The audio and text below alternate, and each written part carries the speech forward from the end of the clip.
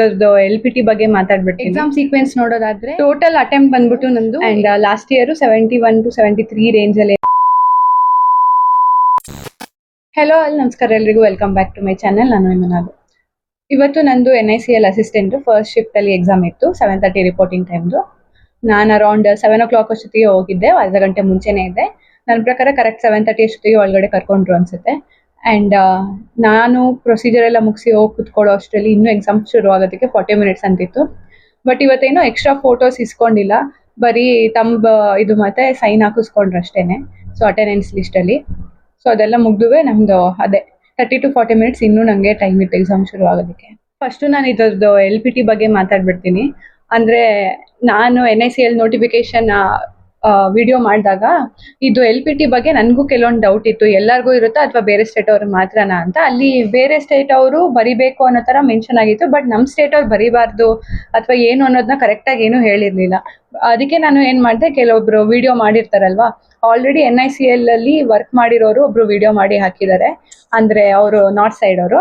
LPT ಎಲ್ಲರಿಗೂ ಇರುತ್ತಂತೆ ಅದು. ಸೊ ಅವರು LPT ಅಟೆಂಡ್ ಮಾಡಿದ್ರು ಅನ್ನೋ ರೀತಿಲಿ ಹಾಕಿದ್ರು. ಅಂದ್ರೆ ಹೇಗಿರುತ್ತೆ ಅಂತ ಹೇಳಿದ್ರೆ, ಅಲ್ಲಿ ಹೇಗ್ ಮಾಡಿದ್ರು ಅಂದ್ರೆ ಫಸ್ಟ್ ಮಾತಾಡಿಸ್ತಾರಂತೆ. ಸ್ಪೀಕಿಂಗ್ ಕರೆಕ್ಟಾಗಿ ಮಾತಾಡಕ್ ಬರುತ್ತಾ ಅಂತ ನೋಡ್ತಾರೆ. ಆಮೇಲೆ ಒಂದು ಬುಕ್ಕು ಇಲ್ಲ ನ್ಯೂಸ್ ಪೇಪರ್ ಈ ತರ ಕೊಟ್ಟು ಮಾರ್ಕ್ ಮಾಡಿರ್ತಾರಂತೆ. ಸೊ ಆ ಲೈನ್ಸ್ನ ನಾವು ಓದಕ್ ಬರುತ್ತಾ ಅಂತ ನೋಡ್ತಾರೆ. ಆಮೇಲೆ ಡಿಕ್ಟೇಷನ್ ತರ, ಅಂದ್ರೆ ಅವರು ಕೆಲವೊಂದು ಸೆಂಟೆನ್ಸ್ನ ಒಂದು 3-4 ಸೆಂಟೆನ್ಸ್ನ ಹೇಳ್ಕೊಂಡು ಹೋಗ್ತಾರೆ, ನಾವು ಬರಿತಾ ಹೋಗ್ಬೇಕು. ಸೊ ನಾವು ಕರೆಕ್ಟಾಗಿ ಬರಿತಿದೀವಿ ಅಂತ ಗೊತ್ತಾದಾಗ ನಿಲ್ಲಿಸ್ತಾರೆ ಸಾಕು ಅಂತ. ಸೊ ಈ ತರ ಪ್ರೊಸೀಜರ್ ಇತ್ತಂತೆ LPT. ಸೊ NICL ಅಲ್ಲಿ LPT ಎಲ್ಲರಿಗೂ ಇರುತ್ತೆ. ಎಕ್ಸಾಮ್ ಸೀಕ್ವೆನ್ಸ್ ನೋಡೋದಾದ್ರೆ ಇಂಗ್ಲಿಷ್ ಫಸ್ಟ್ ಇತ್ತು ಸೆಕ್ಷನ್, ಅದಾದ್ಮೇಲೆ ರೀಸನಿಂಗ್ ಇತ್ತು, ಕೊನೆಯದಾಗಿ ಕ್ವಾಂಟ್ಸ್ ಇತ್ತು. ಇಂಗ್ಲಿಷಲ್ಲಿ ನಮಗೆ ಮಿಸ್ಪೆಲ್ಟ್ ವರ್ಡ್ಸ್ ಕೇಳಿದ್ರು 3. RC ರೀಡಿಂಗ್ ಕಾಂಪ್ರಹೆನ್ಷನ್ 8 to 10 ಇತ್ತು. ಎರರ್ ಡಿಟೆಕ್ಷನ್ ಇತ್ತು 5. ಅದಾದ್ಮೇಲೆ ಫ್ರೇಸ್ ರಿಪ್ಲೇಸ್ಮೆಂಟ್ ಇತ್ತು ಒಂದು 3 ಇತ್ತು. ಅದಾದ್ಮೇಲೆ ಕ್ಲಾಸ್ ಟೆಸ್ಟ್ ಇತ್ತು, ಅದೇ ಫಿಲ್ಲರ್ಸ್ 6 ಇತ್ತು. ಅದಾದ್ಮೇಲೆ ಪ್ಯಾರಾಜಂಬಲ್ ಸೆಂಟೆನ್ಸ್ ರಿಅರೇಂಜ್ಮೆಂಟ್ ಇರುತ್ತೆ, ಅದಿತ್ತು. ಅಂದ್ರೆ ಒಂದು ಉದ್ದಕ್ಕೂ 1 to 6 ಸೆಂಟೆನ್ಸ್ ಈ ತರ ಇರ್ಲಿಲ್ಲ, ಚಿಕ್ಕದು ಕೇಳ್ತಾರಲ್ಲ ಸಪ್ರೇಟ್ ಆಗಿ, ಆ ತರ ಇತ್ತು ನಮ್ಗೆ. ಓವರ್ ಆಲ್ ಹೇಳೋದ್ ನೋಡಿದ್ರೆ ಇಂಗ್ಲಿಷ್ ಈಸಿನೇ ಇತ್ತು. RCನೂ ಸ್ಟೋರಿ ಬೇಸ್ಡ್ ಇತ್ತು, 3 ಬ್ರದರ್ಸ್ ರಿಲೇಟೆಡ್ ತರದ್ದು. ಅದಾದ್ಮೇಲೆ ನಾನು ಅಟೆಂಪ್ಟ್ ಮಾಡಿರೋದು ಇಂಗ್ಲಿಷ್ ಅಲ್ಲಿ ಬಂದು 28. ಅಂದ್ರೆ 2 ಕ್ವಶನ್ಗೆ ನಾನೇ ಆನ್ಸರ್ ಮಾಡಕ್ ಹೋಗ್ಲಿಲ್ಲ. ಒಂದು ಮಿಸ್ಪೆಲ್ಟ್ ಅಲ್ಲಿ ನನ್ಗೆ ಡೌಟ್ ಆಯ್ತು ಯಾಕೋ, ಅದಕ್ಕೆ ಅದನ್ನ ಮಾಡಕ್ ಹೋಗ್ಲಿಲ್ಲ, ತಪ್ಪು ಮಾಡೋದ್ ಬೇಡ ಅಂತ. ಇನ್ನೊಂದು ಅದೇ ಟೈಗರ್ದು ಕೇಳಿದ್ರಲ್ಲ, ಎಸ್ಕೇಪ್ ಫ್ರಮ್ ರನ್ನಿಂಗ್ ಅವೇ ಅನ್ನೋ ತರ ಕೇಳಿದ್ರು. ಸೊ ಅದಲ್ಲಿ ನನಗೆ ಕನ್ಫ್ಯೂಸ್ ಆಯ್ತು. ನನ್ನ ಪ್ರಕಾರ ನಾನು ಎಷ್ಟು ಫ್ರೇಸಿಗೆ ಇದಾಕಿದ್ರು, ಡಾರ್ಕ್ ಆಗಿ ಬರ್ದಿದ್ರು ಅನ್ನೋದು ಕರೆಕ್ಟಾಗಿ ನೋಡ್ಲಿಲ್ವಾ ಅಂತ. ಸೊ ಅದಕ್ಕೇನೆ ನಾನು 28 ಮಾಡಿದೆ, ಅವೆರಡು ಬೇಡ ಆನ್ಸರ್ ಮಾಡೋದು ಅಂತ. ನೆಕ್ಸ್ಟ್ ರೀಸನಿಂಗ್ ಅಲ್ಲಿ ನೋಡೋದಾದ್ರೆ ಒಂದು ಸ್ಕ್ವೇರ್ ಬೇಸ್ಡ್ ಇತ್ತು, ಇನ್ಸೈಡ್ ಔಟ್ಸೈಡ್ 2 ಇತ್ತು. ಅದಾದ್ಮೇಲೆ 2 ಪಜಲ್ ತರ ಇತ್ತು, 7 ಬಾಕ್ಸಸ್ ಸಮಥಿಂಗ್ ಏನೋ.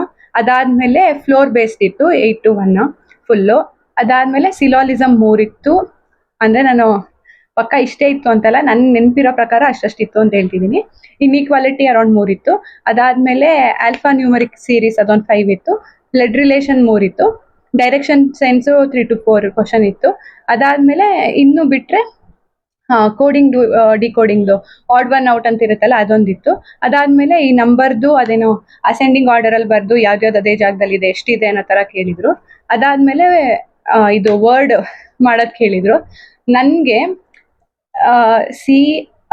CART ಕಾರ್ಟ್ ಅದಾಗುತ್ತೆ, ಆದ್ರೆ ನಂಗೆ ಅದು ಅವಾಗ ನೆನಪಾಗ್ಲಿಲ್ಲ. ಎಕ್ಸಾಮ್ ಎಲ್ಲ ಕೂತ್ಮೇಲೆ ಒಂದು 10 minutes ಕೂರ್ಸಿದ್ರು ಆಯ್ತಾ. ಅವಾಗ ಯೋಚನೆ ಮಾಡಿದೆ, ಯಾವ್ದಾರು ಆಗುತ್ತಲ್ವಾ ಅಂತ. ಅವಾಗ ಫ್ಲಾಶ್ ಆಯ್ತು ಆಗುತ್ತೆ ಅಂತ. ನಾನು ಯಾವ್ದು ಆಗಲ್ಲ ಅಂತ ಕೊಟ್ಟಿದ್ದೀನಿ ಅರ್ಜೆಂಟಲ್ಲಿ. ಆಕ್ಚುಲಿ ನನ್ಗೆ ಇನ್ನೂ ಟೈಮ್ ಇತ್ತು, 3 to 4 minutes ಇನ್ನೂ ಇತ್ತು ರೀಸನಿಂಗ್ಗೆ.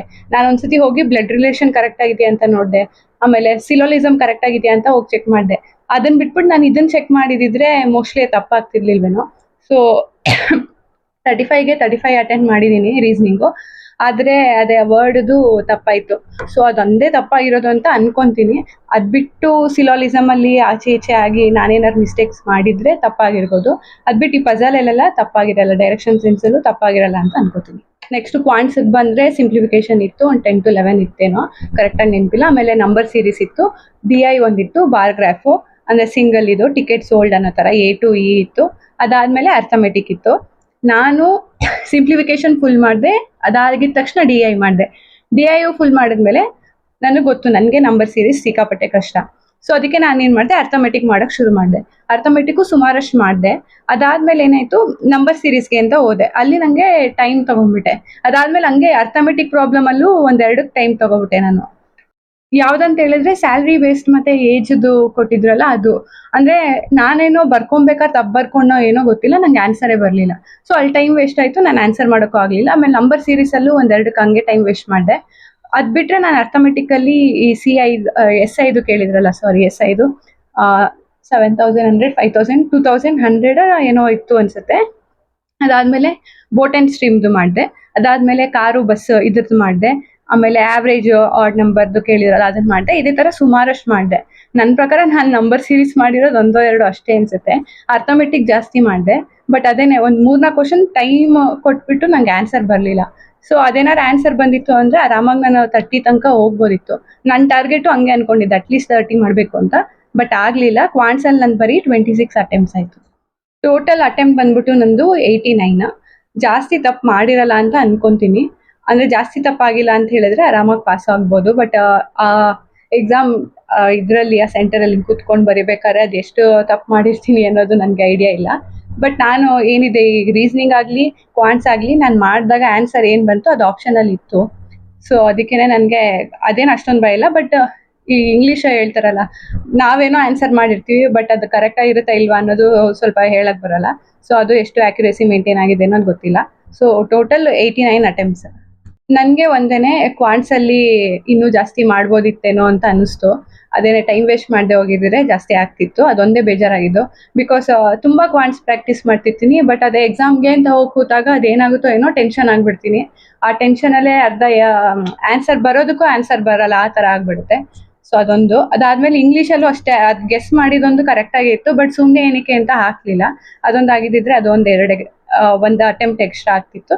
ಬಟ್ ಪರವಾಗಿಲ್ಲ, ಇಷ್ಟ ಆಗಿದೆ ನನಗೆ. ನಿಮ್ಮ ಅಟೆಂಪ್ಟ್ಸ್ ಎಲ್ಲ ಎಷ್ಟು ಅಂತ ಕಮೆಂಟಲ್ಲಿ ತಿಳಿಸಿ. ಅಂದರೆ ಸೆಕ್ಷನ್ ವೈಸ್ ಎಷ್ಟೆಷ್ಟಾಗಿದೆ ಅಂತ ನನಗೆ ಕಮೆಂಟಲ್ಲಿ ತಿಳಿಸಿ. ನಾನು ಇದೇ first time NICL assistant exam ಬರೆದಿರೋದು. ಆ್ಯಂಡ್ ಲಾಸ್ಟ್ ಇಯರು 71 to 73 ರೇಂಜಲ್ಲಿ ಏನೋ 2024 ಪ್ರಿಲಿಮ್ಸ್ ಕಟ್ ಆಫ್ ಇತ್ತು. ಸೊ ಅವಾಗ 40 ವೇಕೆನ್ಸಿ ಇತ್ತು. ಇವಾಗ 30 ವೇಕೆನ್ಸಿ ಇದೆ. ನನ್ನ ಪ್ರಕಾರ 80 ಮೇಲ್ ಹೋಗಲ್ವೇನೋ. 75 to 80 ರೇಂಜಲ್ಲೇ ಇರ್ಬೋದು. ಬಟ್ ಹೇಳಕ್ ಬರಲ್ಲ ಹೆಂಗೆ ಅಂತ. ಸೊ ಅದಕ್ಕೇನೆ ನಿಮ್ಗೆ ಯಾರಿಗಾರು ಐಡಿಯಾ ಇದ್ರೆ ಕಟ್ ಆಫ್ ಯಾವ ರೇಂಜಲ್ಲಿ ಹೋಗ್ಬೋದು ಅಂತ ಏನಾದ್ರು ಗೊತ್ತಿದ್ರೆ ಕಮೆಂಟಲ್ಲಿ ತಿಳಿಸಿ. ಆ್ಯಂಡ್ ಕೆಲವ್ರು ಬಂದು ಮಾತಾಡ್ಸಿದ್ರು, ಅದೇನ ನೀವು ಯೂಟ್ಯೂಬಲ್ಲಿ ವೀಡಿಯೋಸ್ ಹಾಕ್ತೀರಾ ಅಲ್ವಾ ಅಂತ.